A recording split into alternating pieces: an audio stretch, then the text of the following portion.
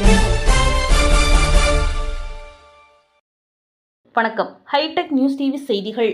சென்னை வடபழனியில் உள்ள வேடன் அலுவலகத்தில் ஆவடியை சேர்ந்த 65 வயது பெண்மணி ராகவ் பசாரி என்கிறவர் பத்திரிகையாளர்களை சந்தித்தார். அப்போது பேசிய அவர் தெரிவித்திருப்பதாவது: தான் ஒரு சென்சார் போர்டு உறுப்பினர் என்றும் காங்கிரஸ் கட்சியின் செயல் வீராங்கனையாகவும் இருந்திருக்கிறேன் என்றும் தன்னை அறிமுகப்படுத்திக் கொண்டார்.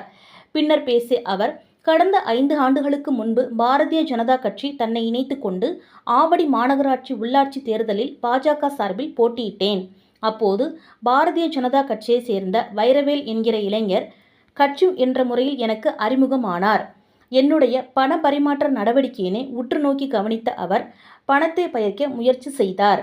இந்நிலையில் வைரவேல் என்பவர் ஒருநாள் என்னிடம் 3 கோடி மதிப்புள்ள இடம் OMRல் இருப்பதாக கூறினார். முதலில் 1 கோடி கொடுத்தால் போதுமானது என்றும் மீதமுள்ள தொகையை பிறகு செலுத்தலாம் என்றும் கூறினார்.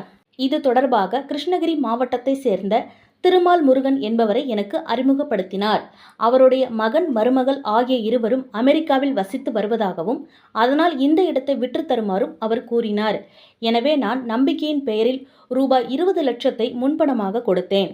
பின்னர் சிறிது சிறிதாக மொத்தம் 55 லட்சம் வரை வங்கியின் மூலம் வைரவேல் அவர்களின் கணக்கிற்கு அனுப்பி வைத்தேன். இதற்கிடையில் மீண்டும் 10 லட்சம் ரூபாய் வேண்டும் என்று கூறினார்.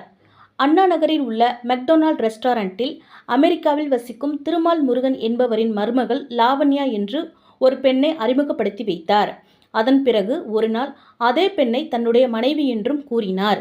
அவர் மோசடி செய்கிறார் என்பதை உணர்ந்த நான் இவர் மூலம் கொடுத்த பணத்தை வாங்கி தருமாறு கேட்டேன். அன்று முதல் ரவுடிகளை ஏவி மிரட்டி மன உளைச்சலை ஏற்படுத்தியுள்ளார். இது தொடர்பாக காவல்துறைக்கு புகார் அளித்தும் எந்தவித நடவடிக்கையும் எடுக்கப்படவில்லை.